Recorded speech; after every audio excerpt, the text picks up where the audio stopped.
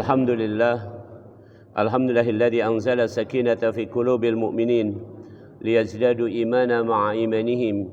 Asyhadu an la ilaha illallah wa asyhadu anna Muhammadar Rasulullah. Allahumma shalli ala sayidina Muhammad wa ala ali sayidina Muhammad.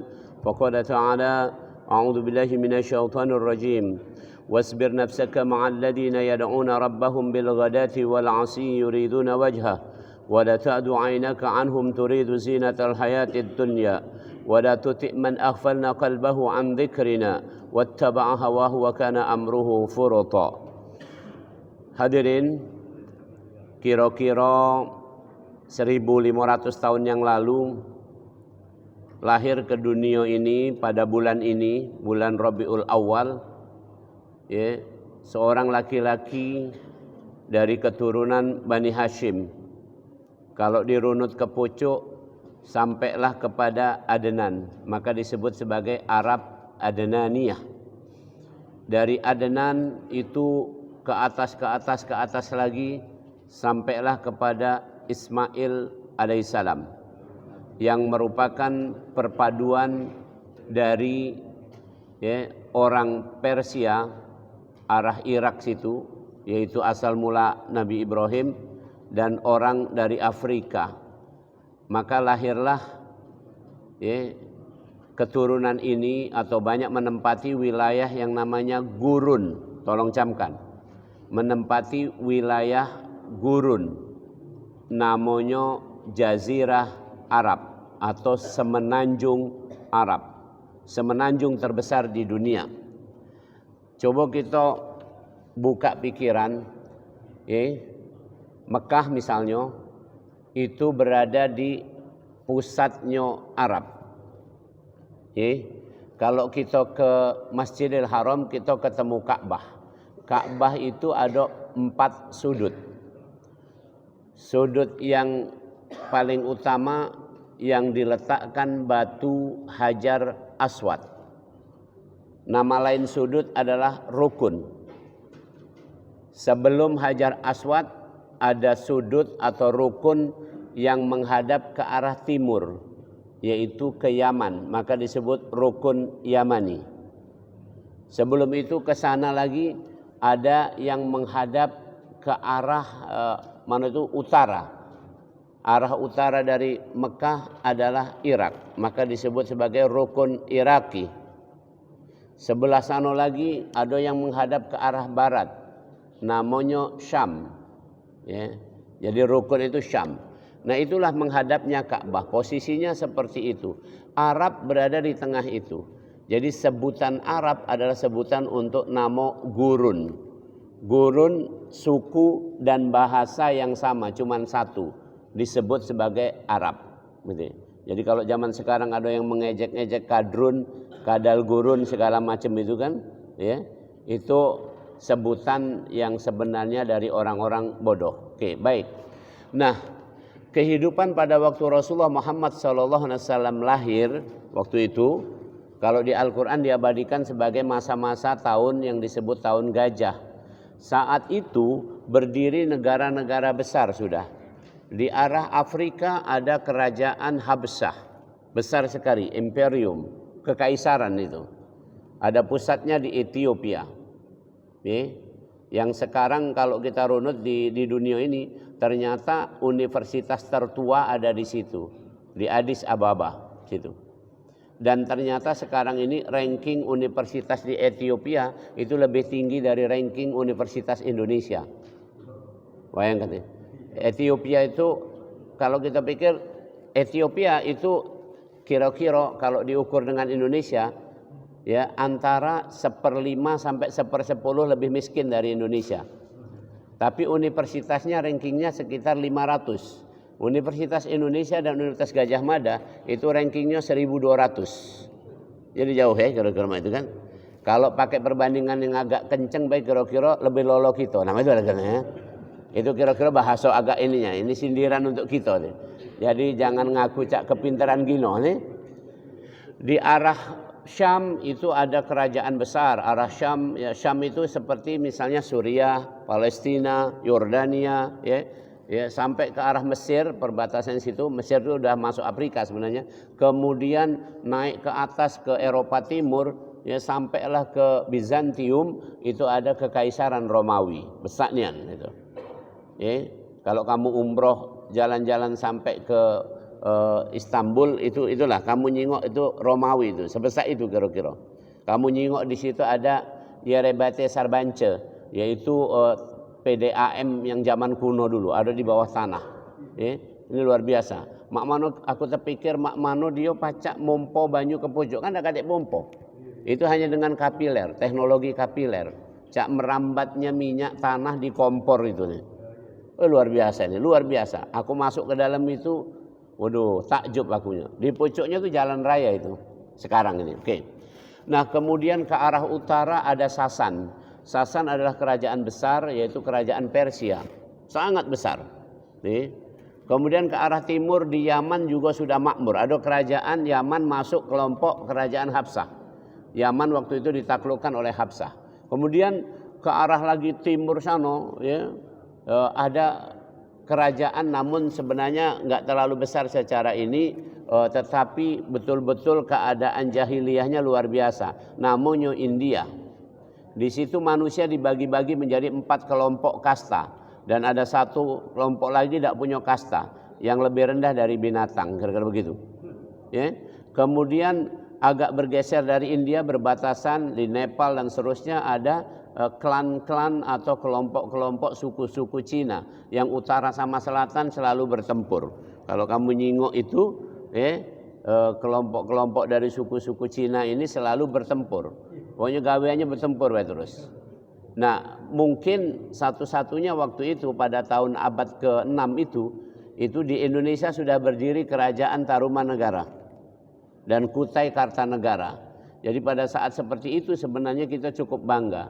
Mudah-mudahan apa yang disampaikan Rasul bahwa kelak akan datang, ya, pembela-pembela Islam itu dari timur yang akan jadi pasukannya dari Imam Mahdi. Imam Mahdi nanti akan memimpin dan pasukannya katanya datang dari timur. Dari timur itu bisa dari Yaman, kan udah sebelah timur itu. Kalau ke timur lagi dari India, tapi pecahnya main-main ini kan. Kemudian timurnya lagi Indonesia, kira-kira begitu. Caknya arahnya mah itu. Ya harapannya begitu, tapi jangan menyandarkan pada itu. Baik. Hari ini saya ingin mengajak kepada kita mengungkap sejarah itu, betapa pikiran kita harus diluaskan. Yuk, runutnya. Inilah peradaban. Jadi apa yang dicapai manusia dari ilmu pengetahuan, teknologi, seni, budaya, pergaulan hidup, ya, ideologi, kehidupan berbangsa bernegara ini disebut sebagai total, namanya peradaban. Peradaban ini ada 2. Di dunia ini ada 2 cuman. Nak jenisnya macam-macam ada 2. Satu peradaban Islami, atau nama lainnya adalah Madani. Peradaban kota, atau nama lainnya lagi civil society, atau nama pelembangnya peradaban waras. Jadi isinya adalah kewarasan. Perhatikan, isinya kewarasan. Oke. Aku lah ngomong sama kamu, tidak sembarangan, bahwa yang datang ke masjid itu pasti sehat dan waras. Nah, jadi kamu masuk kelompok peradaban ini. Yang kedua adalah peradaban yang boleh dibilang itu bahasa Arabnya disebutkan di Al-Quran di surat 48 adalah jahiliyah. Ditambahi depannya kata-kata hamiyatal, yaitu bangga dengan jahiliyah. Diterjemahkan sebagai dungu, bodoh, bodoh yang nian-nian. Bahasa Palembangnya mungkin lolo, buyan, semuanya itu terserah lah. Kamu nak apa baik itu? Ya. Kemudian itu digambarkan sebagai kehidupan yang not make sense, bahasa Inggrisnya, nggak masuk akal, nggak masuk akal. Salah satu contoh yang nggak masuk akal ketika orang-orang Arab Quraisy yang pertama kali masuk Islam, kemudian waktu ditanya suruh cerita dulu zaman jahiliyah gimana. Kami waktu zaman jahiliyah itu buat kue. Kue itu kami bentuk jadi patung, kemudian kami sembah. Nah setelah kami lapar kami makan. Nah, Pertanyaan aku, masuk akal enggak gitu. Tapi itu terjadi. Sama di daerah Taif. Taif itu kalau kita kira-kira Bandung. Taif itu sekitar 100 kilo arah tenggara dari Mekah. Jadi kalau Mekah itu ke arah sebelah sana, seberangannya Taif sana adalah Jeddah, ke pinggir pantai. Kalau Taif ke arah gunungnya. Di Taif itu banyak villa-villa zaman sekarang kira-kira ini. Apa namanya? Ya pokoknya tempatnya dingin, suhunya dingin. Daerahnya subur. Tapi saking tidak masuk akalnya, pemimpin Taif itu adalah yang menguasai Taif adalah dari kabilah Bani Thaqif. Kabilah Bani Thaqif ini masih berkerabat dengan kabilah Bani Hashimnya ini, jadi masih paman-pamannya Rasul juga. Dan juga mereka ada perjanjian kerjasama dengan Bani Sa'ad, ibu susuannya Rasulullah, yaitu Halimah Sa'diyah. Jadi di Taif itu dibuat patung besar nian. Namanya Lata. Jadi Lata itu ada di Taif. Nah itu patung itu sampai dipagari. Ini nggak masuk akal. Betul-betul nggak masuk akal. Kenapa dia bikin patung yang sebesar itu? Alasannya cuma kok kami nak menyaingi patung besar di Mekah yang namanya Hubbal. Jadi nak nyaingi Uzza, Hubbal yang ada di Mekah. Jadi tidak masuk akal. Padahal kehidupannya bagus, maksudnya tuh subur, tanahnya, penduduknya bercocok tanam, kehidupan sosialnya juga teratur, tapi nyembahnya patung. Inilah jahiliyah. Perhatikan, dalam kadar tertentu kita sekarang berada dalam keadaan jahiliyah, kadar tertentu. Ya tadi kalau pakai bahasa ringkas berarti tidak waras. Kira-kira ini. Aku ngerasakan ya subhanallah nih. Kurang apa? Kita berapa hari ini panas, bener? Ada kita ngeluh panas, pasti ada. Aku dewek ngerasakan panas ya ini. Semalam hujan. Jadi pecah Allah nurunkan AC 1000 PK. Jadi hujan sebentar baik, maghrib ya. Hujan enggak sini? Oh, kalau sini enggak kena AC ini. Jadi cet turun baik maghrib. Sebelum Isya sudah ini. Coba kamu bayangkan, itu kasih sayang Allah. Tangkaplah dengan pikiran yang jernih, tangkaplah dengan hati yang terbuka bahwa itu adalah tanda-tanda kebesaran Allah.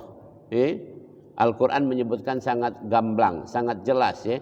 Ya ayuhan nasu ubudu rabbakum alladhi khalaqakum alladhina min qablikum la'allakum tattaqun. Alladhi ja'ala lakumul arda firasyan was samaa'a binaa'a wa anzala minas samaa'i maa'a. Dan Allah menurunkan dari langit air. Ya, ini selain untuk menyejukkan kamu akan menumbuhkan tumbuh-tumbuhan.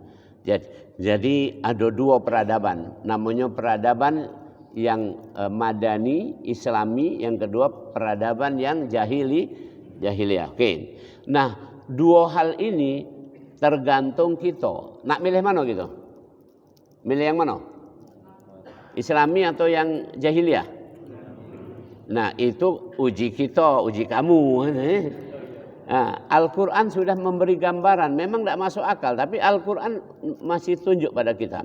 Wa minan nasi ma yaqulu rabbana atina fid dunya wa ma lahu fil akhirati min khalaq. Ada sebagian manusia memilih jahiliyah.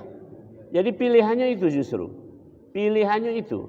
Aku unjuk contoh. Ketika orang-orang LGBT ditanya, "Ngapa kamu jadi gay? Ngapa kamu jadi LGBT?" Jawaban mereka tidak masuk akal. Manusia lah banyak. Kalaupun kami tidak beranak, masih banyak manusia. Kira-kira itu. Ya Rabbi Karim. Ada orang jahiliyah, kaya raya tapi pelit. Kalau ditanya ngapo? Ini duit-duit aku. Nah kira-kira itu. Itu jahiliyah. Sama seperti kata-kata Fir'aun. Kata-kata Korun, seperti itu. Ada orang yang jahiliyah. Seperti orang omongannya Fir'aun. Ana rabbukumul a'la. Atau kata-kata Namrud, ini ohi wa umid. Undang-undang ada di tangan aku. Segala macam kekuasaan ada di aku. Nak ngapo-ngapo, nak ngape-ngap. Nah, itu ya. Seperti itu. Nah itu jahiliyah semuanya itu. Masya Allah. Hadirin rahimakumullah, orang tua juga seperti itu. Orang tua yang jahiliyah banyak. Di masa Rasulullah SAW, ada orang tua, ini seorang ibu, ibunya Mus'ab bin Umair. Jadi bininya Umair ini. bininya Umar ini, ibu ini keras nian. Mus'ab itu ganteng. Ini kayo-rayo keluarga ini. Suatu saat Mus'ab sudah masuk Islam. Bahkan Mus'ab menjadi da'i yang paling unggul. Jadi kalau Mus'ab sudah berceramah dan baca Quran, seluruh orang itu pasti akan cepat gancang masuk Islam. Kenapa? Sikok nyingok dia ganteng. Yang kedua melafazkan Al-Quran dan ngomong logikanya luar biasa. Yang mengislamkan banyak orang di Madinah adalah Mus'ab.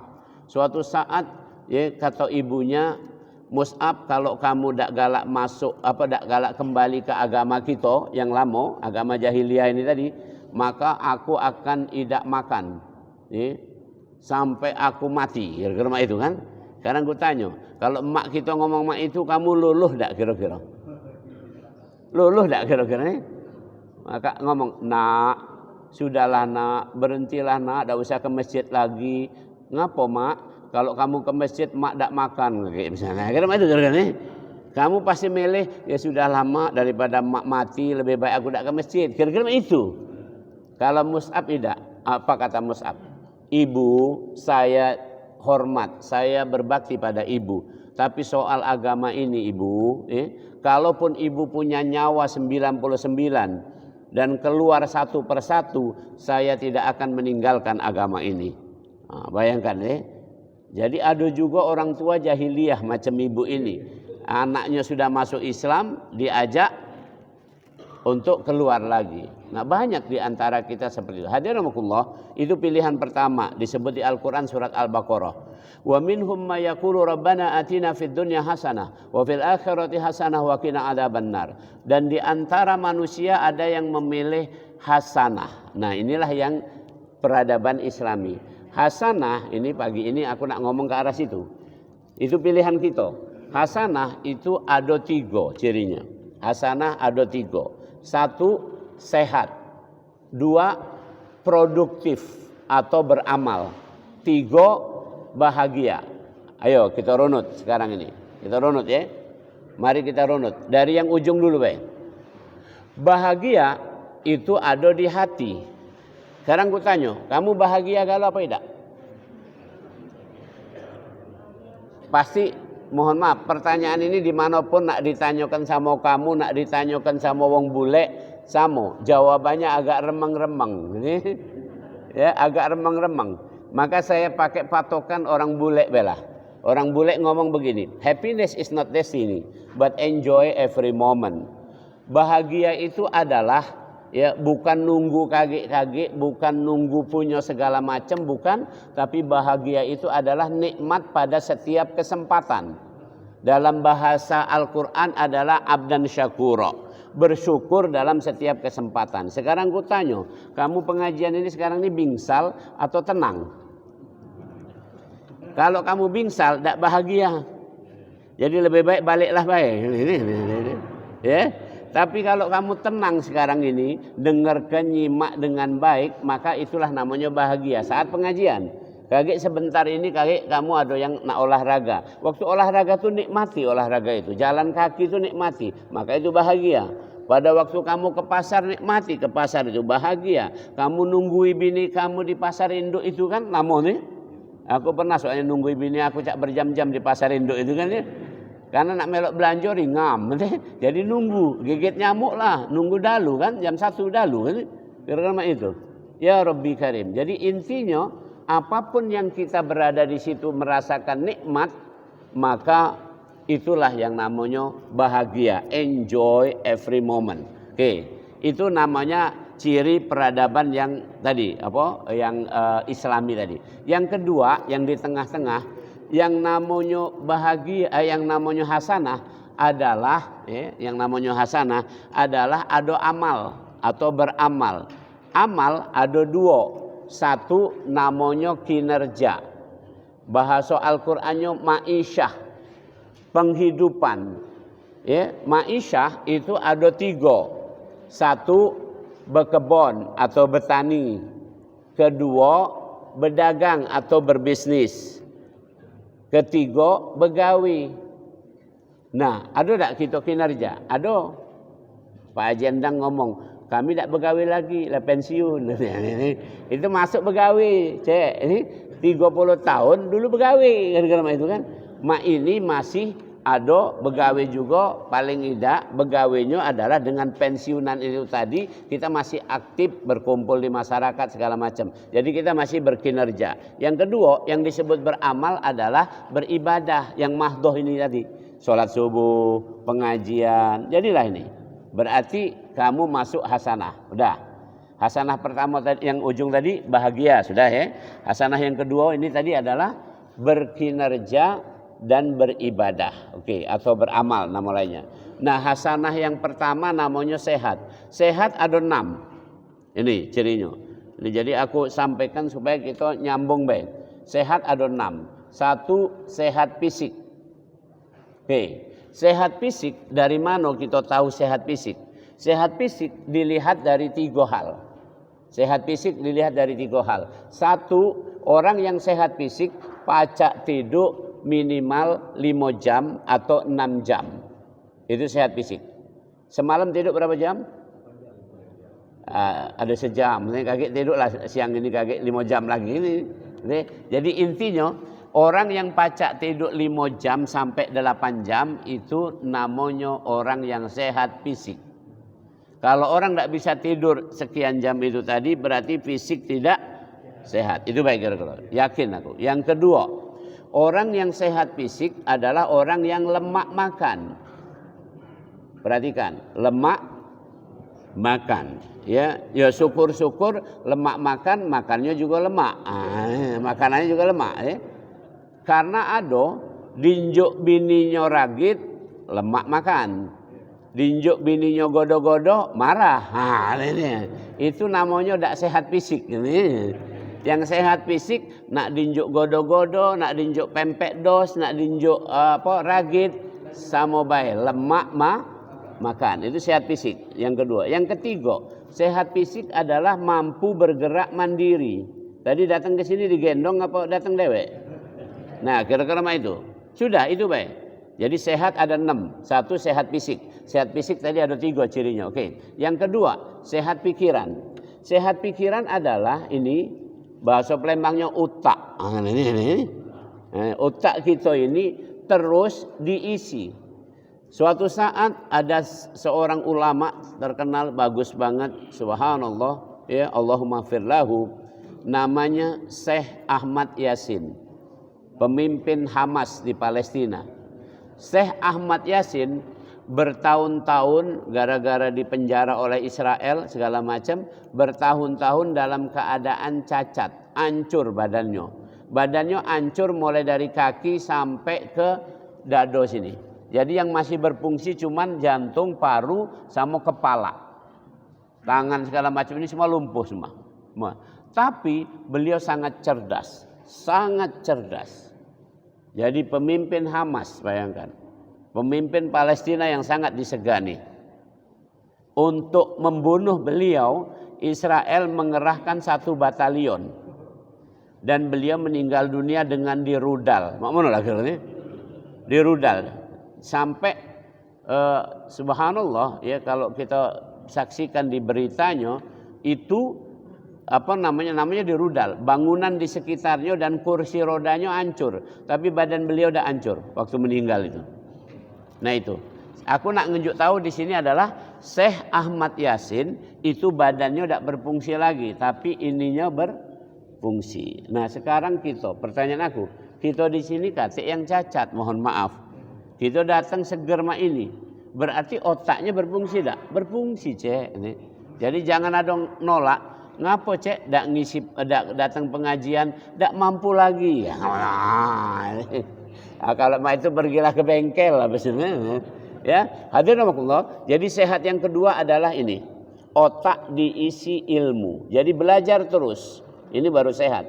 Jadi kalau ada taklim di sini masjid ini berarti sehat kamu. Kalau satu masjid tak kata taklim cuma hari Jumat baru dibuka, tak sehat wong seluruh lingkungan situ. Yang ketiga, sehat yang ketiga adalah sehat mental. Dalam bahasa lain emosional. Mental adalah status perasaan. Tolong camkan. Bahasa agak ringkasnya bahasa Inggrisnya mood. M-O-O-D, mood. Bahasa kitanya status perasaan atau emosional atau mental. Ya, kata Rasulullah, contoh. Ada mental yang buruk. Apa mental yang buruk? Mental yang buruk. Pernah dengar doa? Nih, Allahumma inni a'udzubika minal hammi wal hazan. Itu mental buruk. Mental buruk itu apa contoh? Mental merasakan sedih, mental merasakan khawatir, mental merasakan putus asa, mental gampang marah, mental tidak percaya diri, ya. Ya, itu adalah mental perasaan yang tidak sehat. Jadi sehat yang ketiga adalah sehat emosional atau sehat mental. Jangan ada kita perasaan, ya kalau yang wong lanang banyak gitu kalau di Palembang ini ngomong kecik kundu. Nah, itu sakit mental, itu sakit mental. Sakit mental. Contoh ini, apa tidak sakit mental kita nih? Nih, saya mendapat ini apa?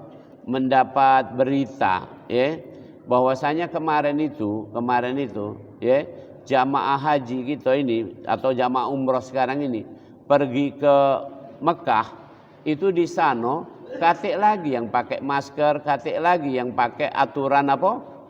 Vaksin, katik segala macam. Tidak katik, bahkan vaksin meningitis pun sekarang oleh pemerintah Saudi ditetapkan sebagai opsional, tidak lagi sebagai mandatori.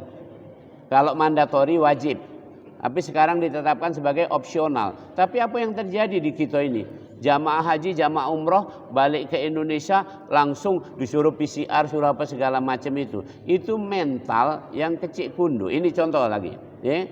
Baru-baru ini kemarin kejadian itu di SMP 1, SMP Negeri 1 sini. Ada siswa yang positif Covid. SMP langsung diliburkan. Saya ditanya wartawan, apa komentarnya Prof? Itu kecil mental. Ya, kenapa? Karena sekarang ini sudah tidak ada lagi. Jadi gini, pandemi atau wabah global itu syaratnya adalah, ya, ketika wabah itu dengan kejadian sekian. Kalau kejadian cuman sikok mak itu sekolah ditutup, alangkah keraannya mental kita. Apa yang ditakuti untuk itu? Jadi pendek kata, banyak di antara kita ini tidak sehat karena mentalnya tidak sehat. Selanjutnya, sehat yang keempat adalah sehat ma'isyah.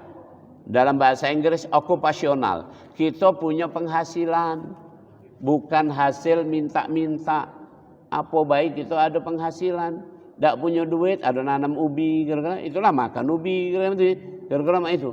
Pendek kata, kalau tidak berkebun, begawi. Kalau tidak begawi, berbisnis, kira-kira itu. Nah, maka ada maisha, itu sehat. Kalau tidak punya itu tidak sehat gitu. Oke. Yang kelima, sehat yang kelima adalah sehat sosial. Kata Rasulullah, wa khaliqin nas bi khuluqin hasan. Bergaul kamu. Ini jangan sampai di komplek ini masih ada yang belum dikenal. Jangan sampai ada di komplek ini yang tidak datang. Semalam aku pengajian ada yang nanya sama ini. Prof, saya mendapat hidayah. Aku terkejut sebenarnya. Kenapa? Karena aku jingok mamang ini jidatnya hitam. Artinya mamang ini rajin sholat, rajin apa. Tapi dia ngomong merendah. Saya baru mendapat hidayah sehingga saya datang ke masjid ini. Saya bukan dari kompleks ini, dari kompleks lainnya. Aku dengarkan, ku simak apa yang dimaksud dapat hidayah ini. Rupanya dia ngomong, saya ini dari kecil dididik di didikan Muhammadiyah. Sementara tadi malam tuh aku ngisi pengajian di kelompok NU, kira-kira itu. Oh, rupanya itu dia. Yang dimaksud hidayah artinya dia galak bergabung dengan kelompok NU, kira-kira itu. Jadi dalam hal sosial kamu jingok ini. Kata Allah, wa ja'alakum syu'uba wa qabaila lita'arafu. Kamu dijadikan bersuku-suku, berbangsa-bangsa, dan kamu jadi umat Islam dengan berbagai mazhab ini supaya saling akor, bukan saling pecah. Jadi yang maksud sehat adalah persatuan. Lebih kenceng kapan-kapan kita ngaji, ada ini kisah Nabi Musa. Kisah Nabi Musa itu mendapat pesannya sama ini. Di zaman Nabi Musa dan Nabi Harun itu ada dua pilihan. Mana menurut kamu yang lebih utama? Persatuan atau ibadah? Pilih. Mana yang lebih harus kita dulukan? Persatuan atau ibadah? Pasti kalau kita mikir tadi, kalau kita mikir cara-cara kelompok, apalagi kalau kelompok yang dikit-dikit bid'ah, itu pasti ngomongnya ibadah duluan.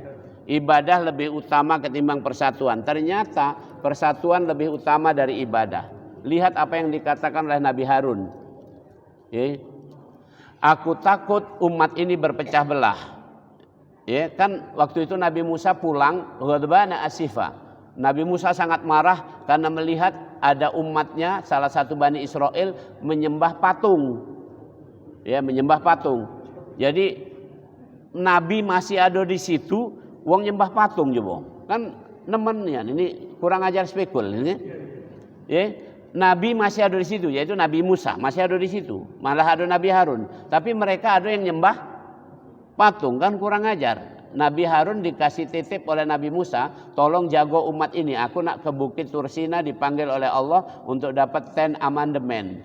Dapat 10 perintah Allah. Ada di Al-Quran juga di surat Al-Baqarah disebutkan. Nih. Wa idza akhadna mitsaqa bani Israila la ta'buduna illallah wa bil walidaini ihsana. Itu salah satunya. Dua di antaranya. Dan ingatlah ketika kami mengambil sumpah dari Bani Israel dengan Musa sebagai yang melafazkannya bahwa mereka akan menyembah Allah saja dan mereka akan berbuat baik pada kedua orang tuanya. Ya, jadi kira-kira seperti itu. Oke. Nah, waktu Nabi Musa balik itu nyembah patung. Apa kata? Waktu Nabi Harun dicengkram apa nih bajunya ini ditarik sini. Ngapo Harun kamu idak apa njago supaya umat ini tidak syirik. Kata Nabi Harun, aku takut mereka berpecah belah. Mereka ngancem kalau tidak dibebaskan itu akan berpecah belah. Lebih baik mereka tetap bersatu, kata Nabi Harun. Lebih baik mereka tetap bersatu walaupun ada yang syirik. Tapi kamu datang karena mereka masih bersatu, masih pacak diomongi dan mereka kembali ke jalan yang benar. Jadi tanda kutip, persatuan pergaulan ini lebih penting ketimbang mohon maaf nih. Jadi walaupun tidak katik pengajian, tapi kamu bersatu, bagus. Tapi lebih bagus lagi, kamu bersatu dan ada pengajian. Kan mah itu gara-gara. Nah apalagi sekarang kehidupan jelas-jelas. Kamu kan aku ulangi terus ini, supaya kamu ingat memang. Kamu ini memang orang top galau kan ini. Di sini jelas tempat orang pensiunan, top. Artinya kalau sudah pensiun, apalagi nak kamu kejar. Kan itu. Yang dikejar adalah tinggal bertetanggo, akor, ya, mak inilah kira-kira. Beguyur, tenang, mak ini sambil sikok-sikok nunggu dipanggil Allah. Kira-kira mak itu. Cuman itu baik. Jadi sehat yang kelima adalah sehat sosial, pergaulan. Dan terakhir, sehat yang terakhir adalah sehat yang disebut sebagai sehat spiritual. Ukurannya adalah hati. Hati yang senantiasa tenang, hati yang merasakan kehangatan, hati yang merasakan kebahagiaan. Nah hadirin rahimakumullah, akulah cerita tadi, inilah diutusnya Rasulullah Muhammad sallallahu alaihi wasallam yukhrijuhum minadz-dzulumatil jahiliyah ila nuril Islam. Nabi Muhammad diutus untuk mengeluarkan manusia dari jahiliyah menuju cahaya Islam, yaitu kehidupan yang civil society, kehidupan yang madani, kehidupan yang hasanah. Hasanah tadi ada 3. 1 sehat, 2 ya beramal produktif, dan yang ketiga bahagia. Tadi aku terangkan apa itu bahagia, apa itu beramal, apa itu sehat. Nah insya Allah dengan 3 hal ini kita galo-galo ya, kita galo-galo termasuk orang-orang yang senantiasa ya bagus dalam keadaan muslim ini. Demikian, tafadhol kalau ada yang nak ditanyakan. Silakan.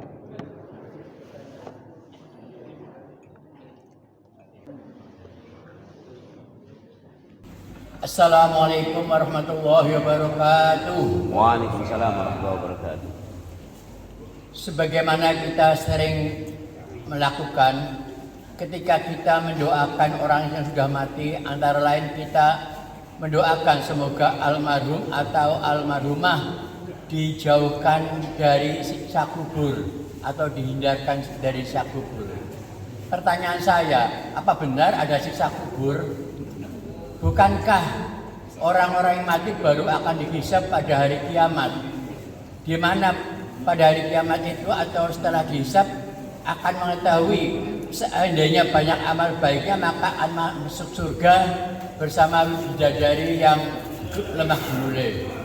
Sedangkan orang yang banyak amal buruknya akan masuk neraka bersama Fir'aun dan bersama api yang menyala-nyala.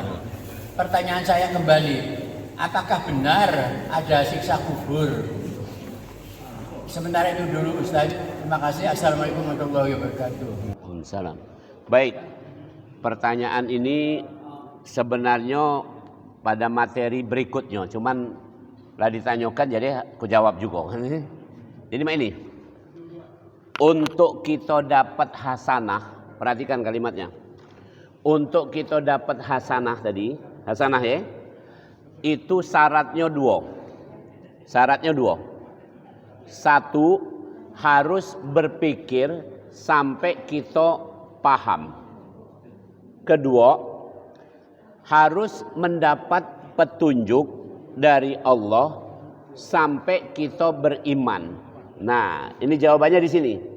Tadi pertanyaannya, ada tidak siksa kubur?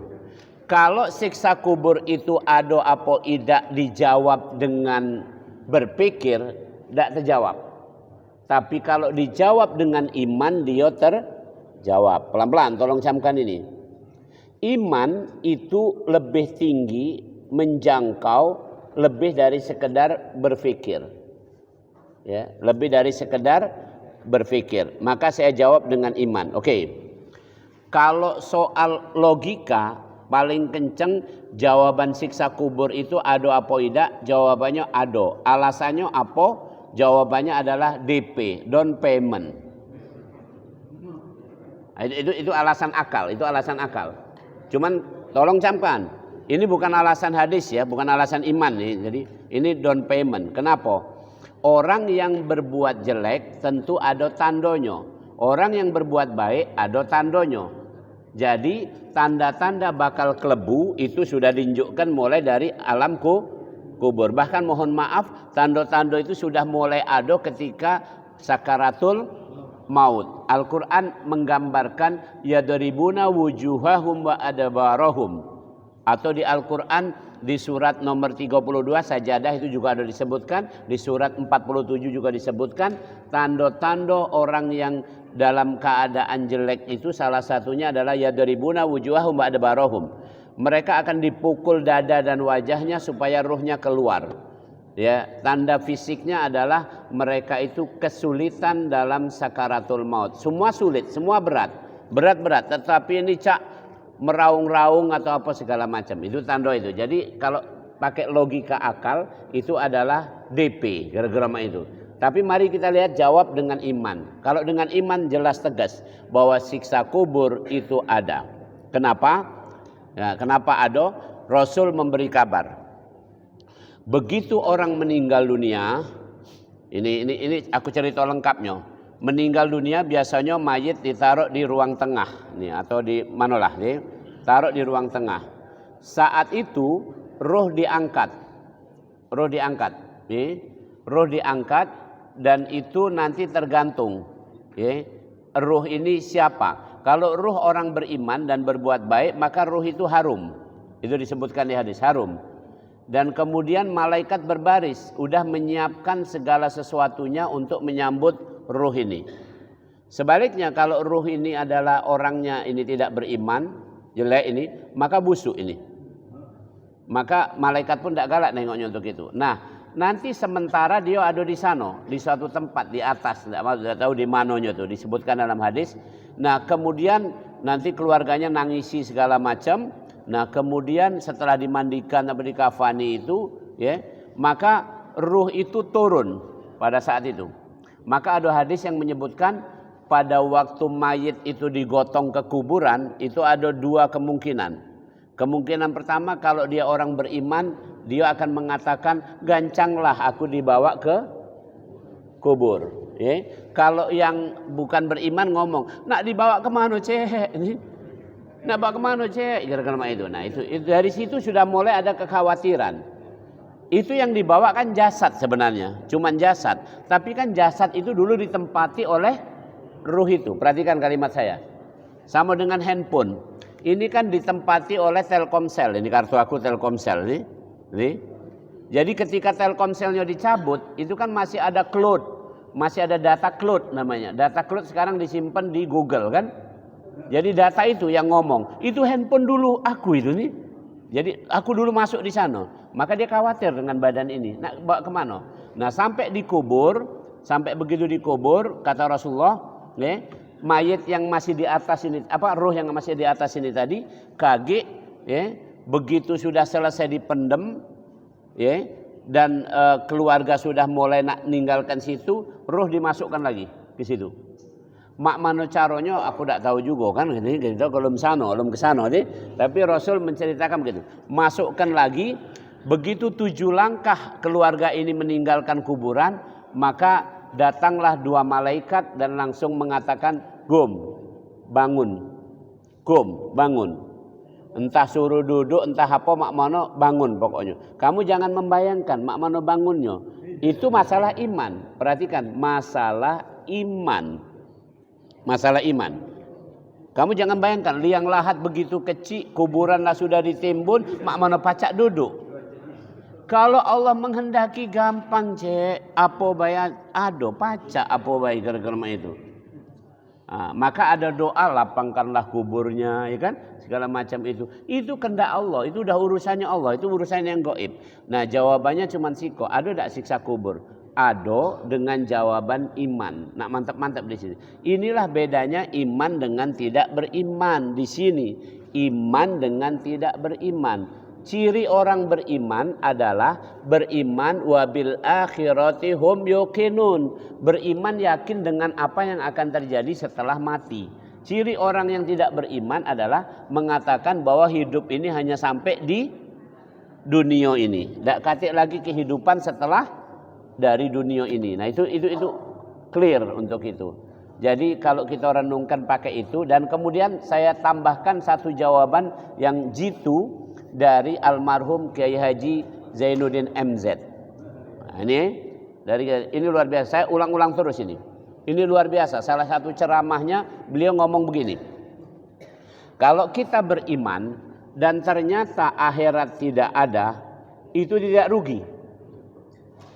Tapi kalau kita kafir dan ternyata akhirat itu ada, kelebu. Wah, ini kamu pikirkanlah Pak ini. Jadi ulangi. Jadi kalau kita beriman ternyata akhirat tidak kate, tidak rugi. Tidak rugi, kate ruginya. Kate ruginya. Jadi tidak kaget misalnya di kampung akhirat, tapi kaget ternyata akhirat tidak kate. Kemudian wong yang percaya dunia baik tak beriman ini tadi ngomong, "Cek, rugi kamu beriman tunggat-tunggit salat, rugi kamu. Kami tak salat, tak tunggat-tunggit, tak apa, tak beriman." Ternyata kan benar kan kata akhirat kan, akhirat itu ini. Nah, itu tak rugi orang beriman. Gara-gara logikanya Kiai Haji Zainuddin MZ luar biasa. Tapi kalau akhirat ada, kelebu kamu. Kelebu jelas ini. Ya, dan ternyata akhirat memang ada. Rabbana ya abasarna wa sami'na farji'na na'mal solihan inna muqinun. Ya Allah, kami melihat, kami mendengar, ya, kembalikan kami ke dunia, kami yakin. Nah itu nyesel. Wong yang tidak beriman nyesel. Jadi jawabannya Kak Haji gitu, kalau jawabannya adalah iman, siksa kubur atau pertanyaan kubur segala macam ada. Dalam kisah disebutkan yang dimaksud siksa kubur adalah dipukul oleh malaikat. Dan yang kedua, siksaannya adalah dalam bentuk penampakan. Kalau dalam bahasa kita sekarang di dunia afirmasi. Tolong camkan ini. Afirmasi. Bahasa Inggrisnya affirmation. Afirmasi itu adalah kemampuan kita melihat masa depan. Mohon maaf, kita galau-galau punya afirmasi. Bapak Ibu, kamu pacak tak nyingok anak kamu kira-kira, kalau kamu nyingok ya, misalnya gini. Kita punya anak waktu itu masih SD bela. Kita jingok, kebiasaan anak ini, kebiasaan anak ini. Apa yang kamu jingok dari anak itu? Caknya kayak kalau besar ini, itu afirmasi namanya. Itu afirmasi. Tak kate ngomong nak jadi apalah anak aku ini besar kaget. Tak kate, tak mungkin. Pasti tahu orang tua itu. Nyingok budak ini. Budak kok galaknya kalau ada radio dipegang, dibongkar-bongkar misalnya. Kalau yang sikok diam, yang sikok nyanyi, namanya cerewet segala macam, kamu pasti mikir.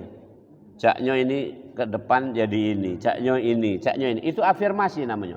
Nah, dalam afirmasi itu dalam di alam kubur kata Rasulullah, di alam kubur setiap pagi dan petang itu mayit didudukkan atau mayit itu dibangunkan tadi, kemudian diperlihatkan ke depannya dia nak kemana. Jadi ditunjukkan itu tempat tinggal kamu, kira-kira itu. Itu tempat tinggal kamu dibukakan. Itu tempat tinggal kamu. Maka begitu itu tempat tinggal dia adalah surga, tenang dia. Nah tapi kalau itu neraka, itu siksaan. Coba, tiap hari kamu nyingok yang tidak benar, kan tidak lemak, siksaan ini. Tapi kalau tiap hari nyingok, wih luar biasa. Nyingok bau-bauan yang enak. Makanya kata Rasul, suruh bergaul dengan tukang minyak wangi. Paling tidak wangi mambunya. Wah wangi cek, walaupun tidak beli kan ini. Tapi kalau kita tiap hari nyingok tukang pandai besi, mambu kan gara-gara itu kan.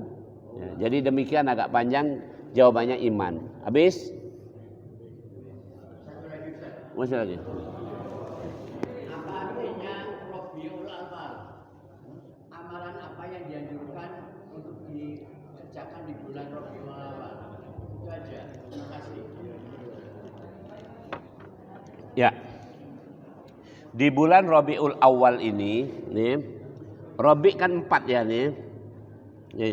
Jadi di bulan Rabiul Awal ini sebenarnya sepakatnya ulama ya, sepakatnya ulama bahwa Rasul lahir di bulan Rabiul Awal. Artinya gini, ulama sepakat tuh dari tanda-tanda sejarah, dari sejarahnya ada yang mengatakan Rasul bukan bulan Rabiul Awal lahirnya, tapi tahunnya sepakat, semua tahun gajah. Nah, oke. Di bulan seperti ini ya kita jangan contoh di bulan kemarin Safar ya. Di bulan Safar itu Rasul udah ngingetkan. Banyak wong mengatakan bulan Safar itu adalah bulan sial. Itu banyak yang mengatakan begitu. Maka Rasul ndak kate sial-sial itu nih. Nah, sama.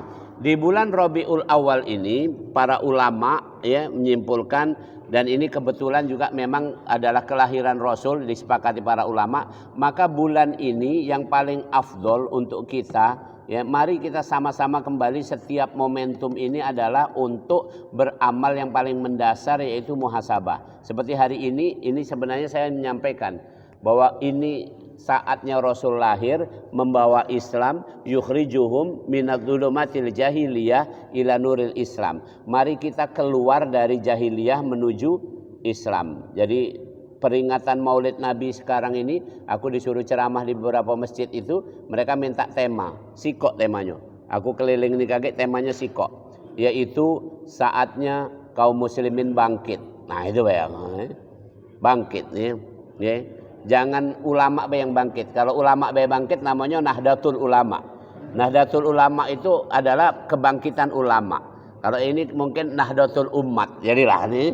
Jadi umat ini bangkit. Jadi amalan apa yang paling afdol kira-kira dalam ini dianjurkan untuk kita semua mengingat muhasabah bahwa ini adalah bulan di mana Rasul dilahirkan sehingga kita paling afdol berkaitan dengan beriman kepada Rasul dan apa yang dibawanya. Lebih kurang apa yang disampaikan Sayyidina Umar.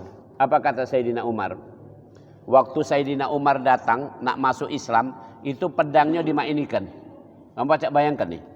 Ini pedangnya ini ya, mana ya sini nih. Ini pedang besar ya ini. Ditaruh di sini. Tidak disarungkan. Jadi seorang sahabat nyingok dari jauh itu lapor sama Rasul, ya Rasul, Umar pedangnya belum masuk Islam baru nak datang. Umar pedangnya dikalungkan ini. Berarti nak bunuh itu kan gara-gara ini. Kata Sayyidina Hamzah, pamannya Rasul, ini luar biasa nih. Sayyidina Hamzah tapi lebih mahir dalam tombak dan panah. Oke. Kata Sayyidina Hamzah, suruh masuk dia. Kalau dia berani ya nak berbuat macam-macam, mati dewek kaget sama pedangnya, jingoklah. Maka akhirnya disuruh masuk dan ditemui Rasul. Kemudian Rasul langsung bertanya, "Wahai Umar, nak ngapo kamu? Kamu sudah banyak berbuat hal buruk sampai Allah mendatangkan musibah pada kamu." Maka Umar langsung ngomong, ini sengaja pedang tadi kata Umar, ya Rasulullah, saya datang ke sini ingin akan beriman kepada Anda dan kepada apa yang Anda bawa. Nah itu kata kalimat Umar. Jadi amalan yang paling afdolnya di situ. Pada bulan di mana Rasulullah ini dilahirkan adalah beriman kepada beliau. Beriman kepada beliau berarti kul in kuntum tuhibbunallah fattabi'uni, mengikut Nabi, melaksanakan sunnahnya. Tidak terbatas ini, banyak ini. Sunnah Nabi. Yang kedua, dan apa yang kamu bawa. Yang dibawa apa tadi? Al-Quran. Jadi makanya aku akan mengikut apa yang di Al-Quran. Jadi ringkas cerita, amalan yang paling afdol adalah 2. Yaitu memperbaharui kita sunnah-sunnah ini. Yang kedua adalah bagaimana interaksi kita dengan Al-Quran. Nah kalau sudah demikian, insya Allah bulan Rabiul Awal ini betul-betul berkesan untuk kita. Yang momentum, bukan berarti bulan lainnya tidak, tapi bulan ini dijadikan momentum. Jangan sampai kaget. Contoh, pada bulan Rajab itu kan Rasul banyak berpuasa, itu amalannya. Kenapa? Karena bulan Rajab itu adalah bulan di mana Rasul Mi'raj, naik ke pucuk sana, naik ke atas dalam rangka taqarrub ilallah. Orang yang puasa itu tidak katik hijab antara dia dengan Allah. Jadi dekat nian sama Allah. Makanya doa orang puasa itu kan makbul ini. Karena katik lagi, karena dia tidak katik urusan sama dunia. Makanan ada di depan dia, tidak dia makan. Katik urusannya aja ini. Apapun yang jelek-jelek di dunia tidak katik seleranya, tinggal nih. Nah contoh begitu. Nanti Rajab kita harus apa itu momentum. Bersyukurlah kita jadi orang Islam. Kalau bukan Islam tidak katik yang main-main ini. Nak bulan Januari, nak bulan Juni, Juli, nak bulan apa? Sama baik cek katanya. Nah, apalah kira-kira. Paling-paling ada kayak bulan Desember niup trompet. Nah itu kan ya kata maknanya baik kan, habis jagung habis, trompet habis, duit habis. Demikian mudah-mudahan bermanfaat. Bismillahirrahmanirrahim. Alhamdulillahirabbil alamin wal aqibatu lil muttaqin.